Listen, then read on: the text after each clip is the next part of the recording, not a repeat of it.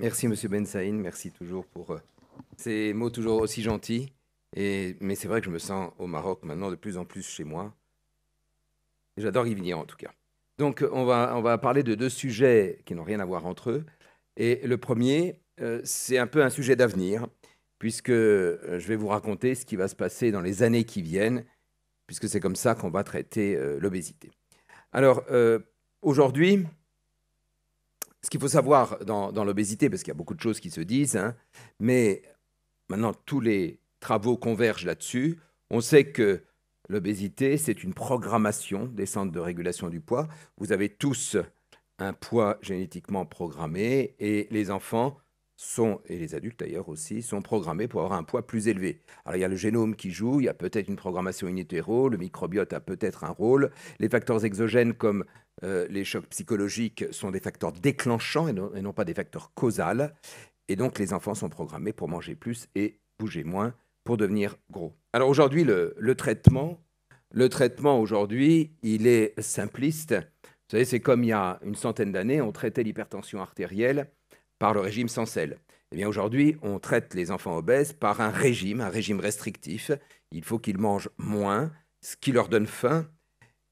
Donc on a différents moyens, réduire les quantités, réduire la densité énergétique des repas, c'est-à-dire donner des légumes, contrôler le grignotage, augmenter les apports protéiques. Vous voyez, à midi, on a eu beaucoup de viande, donc c'est très bien. Ça veut dire que vous êtes toujours un pays qui n'est pas en voie de sous-développement, comme la France, puisque la France, on diminue la consommation carnée, donc ça veut dire qu'on est en train de se sous-développer.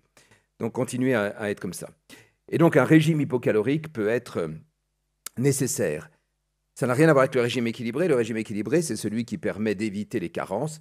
Donc je rappelle que chez l'enfant, c'est 2 produits carnés par jour, 3-4 produits laitiers par jour et du poisson 1 à 2 fois par semaine. Donc aujourd'hui, c'est le régime. Alors le régime, ça marche dans 100% des cas, à condition de le suivre. Le problème, c'est que dès qu'un enfant se met au régime, ou un adulte, hein, c'est pareil, immédiatement, ces centres de régulation vont réagir pour s'opposer à la perte de poids. Donc, quand on fait un régime, on a davantage faim et en plus, les cellules se mettent en économie d'énergie pour s'opposer à la perte de poids. Et donc, c'est ça qui est très, très compliqué. C'est qu'un régime, ça marche dans 100% des cas, à condition de le continuer toute sa vie et de résister à la faim permanente qu'on a quand on fait un régime. Et c'est pour ça que la plupart des gens craquent. Et quand on craque, on reprend le poids pour lequel on est programmé. Donc, aujourd'hui, c'est le régime. Alors, il y a eu entre-temps la chirurgie bariatrique, qui, vous le savez maintenant, est utilisée aussi chez l'adolescent, avec donc les 3 techniques, l'anneau, le bypass gastrique et la sleeve gastrectomie. Le bypass étant la meilleure chirurgie. Vous voyez qu'on chinte l'estomac et 1 m, 1,50 m de grêle. Et donc, il y a une petite poche gastrique ici sur laquelle se branche une anse jéjunale. Et donc, ce système-là fait que des signaux, les entérohormones envoient des signaux au cerveau de satiété. Et donc, un adolescent qui bénéficie d'une chirurgie bariatrique n'a plus faim. Alors, la chirurgie bariatrique, ça marche bien. En tout cas, le bypass, ça marche bien. Et vous voyez, dans cette étude relativement récente, sur 5 ans de recul, vous avez la différence entre les adultes en jaune et les adolescents en bleu. Et vous voyez qu'ils perdent entre une trentaine de kilos en moyenne. Alors bien évidemment, ça dépend du poids de départ, mais ils perdent une trentaine de kilos qui se maintient dans les 5 ans qui suivent. Le problème de la chirurgie bariatrique, d'abord, c'est une chirurgie lourde, avec 0,2 à 0,5% de mortalité dans les mains les plus expertes. Donc ça fait une personne sur 200 à une personne sur 500 qui va mourir au moment de l'intervention, donc c'est quand même assez lourd, et surtout un régime à vie. Et puis l'autre problème, c'est ça, c'est que dans les formes les plus génétiques, il y a une récidive. Vous voyez ici, vous avez en rouge, après chirurgie bariatrique, vous avez un recul de 15 ans ici. Alors ce n'est pas uniquement, c'est plutôt les adultes. En rouge, vous avez ceux qui ont une obésité monogénique connue. Et en bleu, c'est ceux qui n'en ont pas. Ça veut dire qu'ils n'ont pas de base génétique, mais ils n'ont pas en tout cas trouvé une cause monogénique qui est connue. Et vous voyez qu'après une perte de poids d'une trentaine de kilos au bout de, ici, 1 an, eh bien, il y a une remontée qui peut se faire Ça se passe comment? Comme je vous l'ai dit, c'est un signal qui est donné par les anti-hormones au cerveau pour lui dire on est à satiété. Les adolescents qui sont opérés n'ont plus faim. Eh bien, le signal qui est donné directement par le cerveau est encore plus fort. Et ce qui fait que les enfants, les adolescents, se remettent à manger. Donc, même avec la chirurgie, bien que ça marche, il y a des changements, des récidives possibles. Et puis, juste pour vous rappeler que la prévention de l'obésité est totalement inefficace. Vous voyez, dans cette étude, la dernière étude Cochrane, qui trouve une efficacité entre 6 et 12 ans, c'est le problème entre les statisticiens et les cliniciens. Les statisticiens disent que c'est cliniquement significatif. Le clinicien que je suis, qui voit que les enfants perdent 120 grammes quand ils pèsent 27 kg 500, c'est peut-être statistiquement significatif, mais cliniquement insignifiant. Et en France, à force de faire ça, il y a sûrement eu des effets collatéraux. Vous voyez, avec l'aggravation de la souffrance, on fait croire aux parents, on les gonfle, et un jour ils en crèvent, on fait croire aux parents que c'est eux qui ont rendu leur enfant obèse, et on a une explosion des troubles du comportement alimentaire depuis une trentaine d'années, et je suspecte, c'est pas que, mais c'est tous ces messages d'être en partie responsables. Donc, on a un régime qui marche mais qui est difficile à tenir, une chirurgie qui est lourde avec des récidives, une prévention qui ne marche pas, et donc qu'est-ce qu'il faut faire ? Eh bien, il faut essayer de trouver des nouveaux médicaments, comme on l'a fait pour l'hypertension artérielle, avec les nouveaux traitements qui, bien sûr, marchent. Alors, pour l'instant, il y en aura sûrement d'autres depuis, c'est ce qu'on appelle les analogues de GLP-1, c'est glucagon-like peptide 1. Et donc, c'est quoi? C'est une entérohormone, comme vous voyez ici, qui est donc sécrétée. Vous êtes tous en postprandial ici, donc vous avez un GLP-1 qui est augmenté en ce moment, tous dans votre sang. Et donc, le GLP-1 augmenté, ça va donner un message au cerveau qui vous dit que vous n'avez pas faim. Vous avez bien mangé, donc vous n'avez pas faim. Pourquoi vous n'avez pas faim? Parce que vous avez des hormones.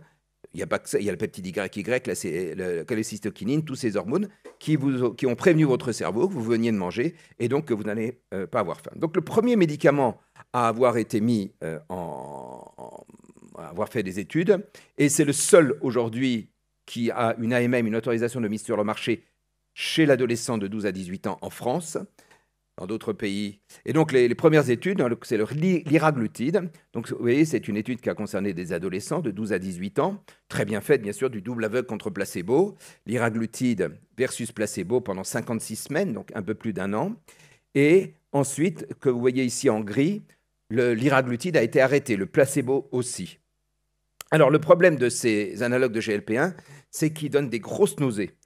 Les enfants, les adolescents ont des nausées permanentes, voire des vomissements, des douleurs abdominales et une diarrhée. Donc c'est un effet indésirable, désagréable, mais qui doit servir aussi à diminuer les ingestats. L'autre problème en France, c'est qu'il coûte en moyenne 200 € par mois non remboursés. Donc ça s'appelle le Saxenda.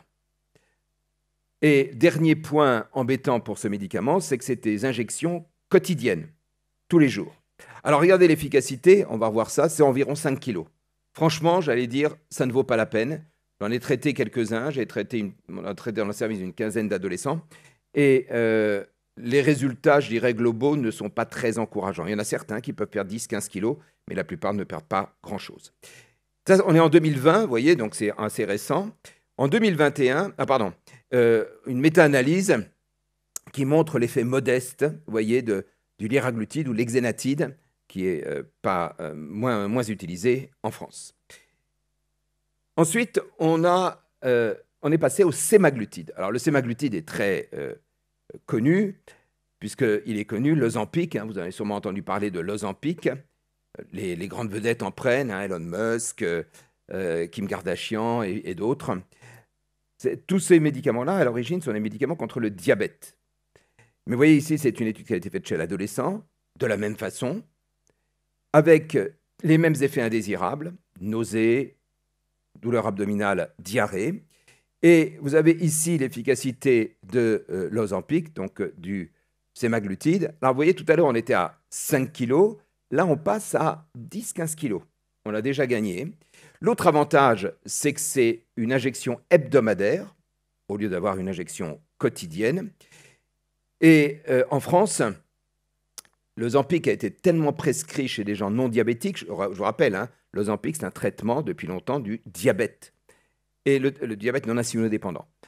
L'Ozempic a tellement été prescrit qu'il y a quelques mois, un peu plus, une réglementation est passée. On n'a plus le droit de prescrire d'Ozempic chez les non-diabétiques. Alors, il y en a quand même qui trichent. Pourquoi l'avantage de l'Ozempic? C'est qu'il est remboursé par la Sécurité sociale en France, donc tous les gens étaient sous Ozempic. Et vous devez connaître des gens, moi j'en connais plein, qui se piquent toutes les semaines sous Ozempic et qui ont perdu 15 kilos, notamment ceux qui n'ont pas grand-chose à perdre. Mais le Wegovy, qui est déjà commercialisé aux États-Unis, en France, ils sont en train de négocier pour le prix. Alors vous voyez déjà que c'est 2,5 fois la dose. Donc, avec des effets indésirables qui vont avec, mais avec une efficacité qui est très très bonne avec le sémaglutide, jusqu'à 15 kg.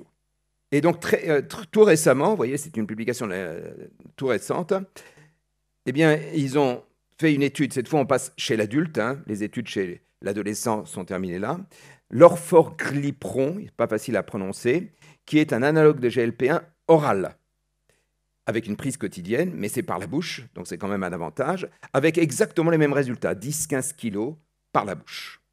Donc ça, c'était, j'allais dire, la première série de médicaments très largement utilisés un peu partout dans le monde, hein, dans tous les pays, c'est largement utilisé. Novo Nordisk, qui a fait le sémaglutide, a, je crois, ajouté 2 zéros à son chiffre d'affaires. Donc ça a été un succès mondial. Alors ici, vous avez l'efficacité de la chirurgie bariatrique chez l'adolescent, et j'ai mis à côté l'efficacité des médicaments, ceux qu'on vient de citer. Le liraglutide, donc moins 2 à 5% de poids, donc vous voyez, pas très très efficace, et le sémaglutide ou l'orforglipron, moins 10-15%, ça y est, l'anneau gastrique est supplanté. Et puis des nouveaux médicaments sont en train d'être mis sur le marché, les États-Unis vont aller plus vite que nous, et le premier c'est le tirzépatide. Le tirzépatide, c'est un double agoniste. Agoniste de GLP-1, celui qu'on vient de voir, et un agoniste de GIP, glucose dépendant insulinotropique polypeptide. Donc ça, c'est chez l'adulte. Donc un double agoniste. Et regardez le résultat, on est déjà à moins 20-25 kilos. On a les mêmes effets indésirables, avec des effets indésirables toujours digestifs. Et puis, encore à nouveau, vous voyez, on est dans les publications très récentes, vous voyez qu'à chaque fois c'est dans New England, donc c'est des publications très très sérieuses. C'est un triple agoniste. GLP-1, GIP et glucagon. Et là, on a la même efficacité, on est à peu près à moins 20-25 kilos d'efficacité. Et donc, si on met ça sur la courbe que j'avais donnée tout à l'heure, eh bien, on vient de supplanter la sleeve. Donc, il ne reste plus, et tout ça, vous voyez, entre 20 et 2023, hein, en 3 ans. Donc, dans les années qui viennent, de toute évidence, d'autres médicaments vont être mis en place, et le bypass sera à son tour supplanté. Et donc, dans les 10 ans, il n'y aura plus de chirurgie bariatrique, ça n'existera plus. On remplacera la chirurgie bariatrique par des traitements médicamenteux avec des effets indésirables désagréables, mais aussi d'autres effets indésirables digestifs. Vous voyez, ça c'est une étude récente chez l'adulte. Encore une fois, c'est assez peu utilisé. C'est les effets indésirables chez 16 millions de patients sous liraglutide et sémaglutide. Je vous disais que ça a été très largement utilisé. Vous voyez, c'est assez rare quand même de faire des études sur 16 millions de patients. Et ils ont comparé ça à un autre médicament qu'on utilise, le bupropion naltrexone. C'est un inhibiteur de la recapture des catécholamines qui est utilisé aussi pour l'obésité avec une efficacité moindre. Donc, ils ont comparé en prenant comme référence donc, ce traitement, et ça augmente le risque de pancréatite de manière assez importante, d'obstruction, d'occlusion et de gastroparésie. Donc, encore une fois, c'est une entérohormone qu'on donne en quantité assez importante, avec donc des effets indésirables, digestifs, qui peuvent être désagréables. Alors ça, c'est de manière générale. Et puis, on développe aussi des thérapeutiques ciblées selon la cause génétique. On ne les connaît pas toutes, mais là encore, dans les 10 ans, toutes les obésités, on saura quelle est la base génétique de toutes les obésités. Je vous rappelle que toutes les obésités ont une base génétique, surtout chez l'enfant. Et la plus connue, c'est ce qu'on appelle la voie des mélanocortines. La voie des mélanocortines, donc avec le tissu adipeux qui sécrète de la leptine, qui se fixe sur un récepteur hypothalamique spécifique. Et vous voyez toute la chaîne de réaction qui arrive jusqu'au récepteur de type 4 aux mélanocortines, qui va diminuer l'appétit. Toutes les croix que vous voyez ici, ce sont les mutations qui ont été décrites, vous voyez, à la fin du siècle dernier. Et on a longtemps cru que seules les mutations homozygotes pouvaient donner des obésités majeures, d'ailleurs. Sauf pour MC4R, où on sait depuis longtemps, vous voyez, MC4R, c'est en 98, il y a plus de 25 ans, que 2 à 3% des obèses ont cette mutation. Donc on croyait que c'était rare, jusqu'à un travail qui a été fait par Sophie Courbach, qui était une de mes chefs de clinique, avec Béatrice Duberne, qui est mon adjointe, où elle a recherché, vous voyez, chez plus de 1000 individus, les mutations avec des obésités sévères, et elle a trouvé que les mutations hétérozygotes, c'était des obèses, hein, que les mutations hétérozygotes pouvaient aussi être responsables d'une obésité.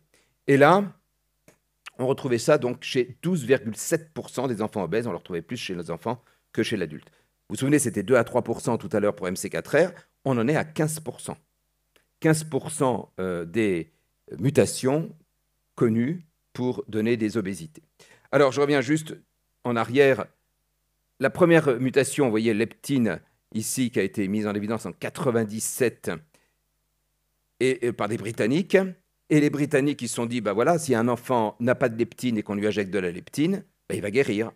Donc voilà, c'est une publication ancienne, hein, 2002. Voilà l'enfant avant la leptine, voilà l'enfant après la leptine. On trouve l'anomalie génétique, on la corrige, il guérit. Et puis, notre équipe de recherche, pas la mienne, hein, mais notre équipe de recherche, celle dans laquelle on travaille notamment avec Béatrice Duberne, et une équipe de recherche allemande, ont mis au point un agoniste de MC4R, qui est la 7-mélanotide.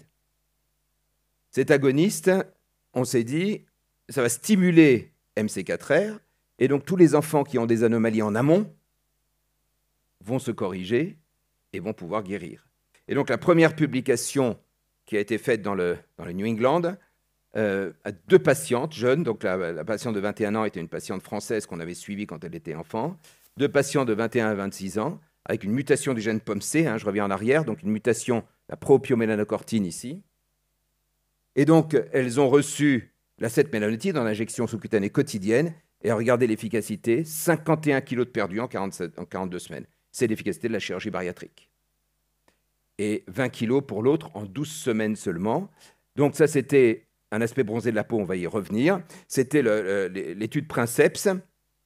Et quelques années plus tard, notre équipe, enfin pas la mienne, mais notre équipe a publié les résultats, cette fois à 350 semaines, c'est-à-dire à peu près 7 ans. Et vous voyez que c'est un effet qui persiste dans le temps, tant qu'on fait les injections. Vous voyez, ils ont perdu beaucoup de poids, jusqu'à 60 kg ici, plus de 60 kg de perte, avec un poids qui reste moins 60-70 kg tant que les injections se font. Donc ça, vous voyez, c'est l'avenir. On trouve l'anomalie, on la corrige et on les a guéris. Et enfin, une autre publication qui a été faite donc par Karine Clément, qui est la responsable du laboratoire de recherche, avec la résistance, le gène, pardon, pas de résistance, le gène du récepteur de la leptine, avec notamment ici une adolescente, mais c'était une adolescente allemande, ce n'était pas une adolescente française. Et pareil, vous voyez, une efficacité initiale, mais moindre qu'avec POMC. Et à chaque fois, les grisés là, en vert que vous voyez, c'est quand les enfants arrêtent le traitement, et bien sûr, ça remonte. Alors, le seul effet indésirable, c'est ça, c'est que comme ça stimule MC4R, ça stimule aussi MC1R, récepteur de type 1 aux mélanocortines, qui est sous la peau. Et donc, ça donne un aspect bronzé, comme vous pouvez voir ici. Cet enfant est devenu noir. Donc, mais il est maigre. Voilà, donc pour terminer dans les temps. Donc, le régime restrictif est efficace, mais difficile à maintenir. La chirurgie bariatrique est efficace, mais risquée et contraignante. La prévention est inefficace. Et les nouveaux traitements de l'obésité, c'est l'avenir. Dans 10 ans, ça sera plus drôle, on traitera les enfants obèses on les traitera peut-être même en préventif, et ça sera quelque chose qui n'intéressera plus personne. Je vous remercie.